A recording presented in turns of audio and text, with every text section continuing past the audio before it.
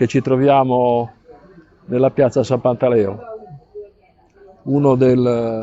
anzi il cuore pulsante della Sorso storica. Abbiamo alle nostre spalle la chiesa parrocchiale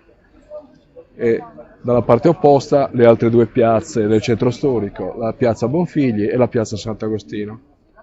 Di queste tre, la piazza Sant'Agostino forse è quella più ricca di storia, più ricca di aneddoti che la riguardano. Innanzitutto il nome,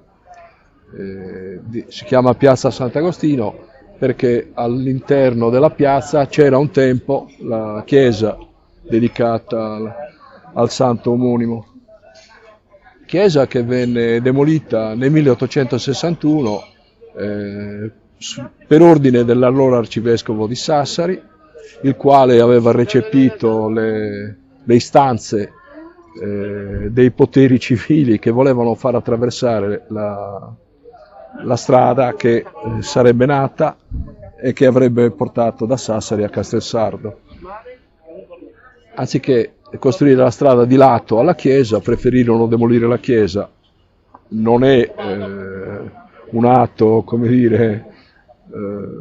così insano come potrebbe sembrare. Perché?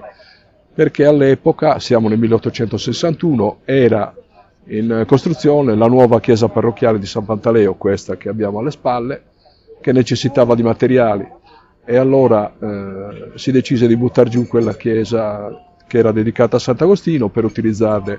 il materiale nella nuova costruzione. Tutto questo insieme anche ad altre chiese, sia all'interno della città e sia nell'agro,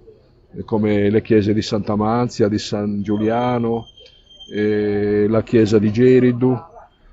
che era un sito ormai abbandonato dal 400, nel quale si trovava una chiesa di una certa importanza, soprattutto costruita con ottimi materiali che andarono benissimo per la costruzione di San Pantaleo. La chiesa di Sant'Agostino, cioè la piazza di Sant'Agostino, anche essa facente parte del centro storico di Sorso, ha al suo interno murato tra due facciate di palazzi contigui un bassorilievo nel quale troviamo lo stemma nobiliare della famiglia Pilo, una famiglia sassarese che fu feudataria di Sorso in un periodo piuttosto turbolento, nel Cinquecento, esattamente nel periodo in cui, durato più di 100 anni, il feudo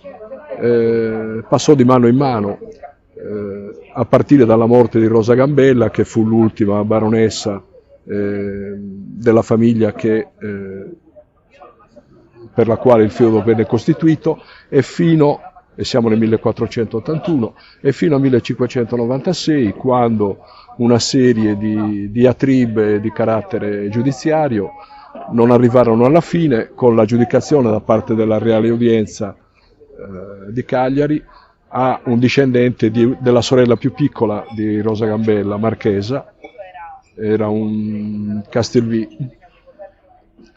All'interno di questo periodo, durato oltre 100 anni, si situa la proprietà del feudo da parte di si chiamava Giovanni Pilo,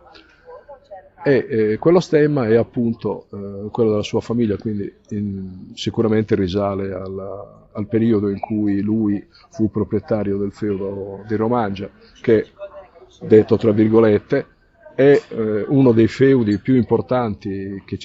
siano stati in Sardegna, non tanto per la sua estensione, anzi, proprio per la sua piccola estensione era ricchissimo. E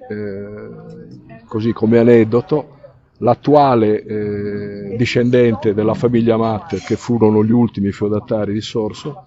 quando venne a Sorso per la prima volta mi dice adesso ho capito perché i miei antenati ci tenevano tanto a Sorso e al feudo di Sorso, perché si rese conto della ricchezza che questo feudo portava a chi ne era proprietario, per gli oliveti, i vigneti, le terre aratorie, le terre piantate a frumento, orzo, segale, quindi era una miniera d'oro questo feudo.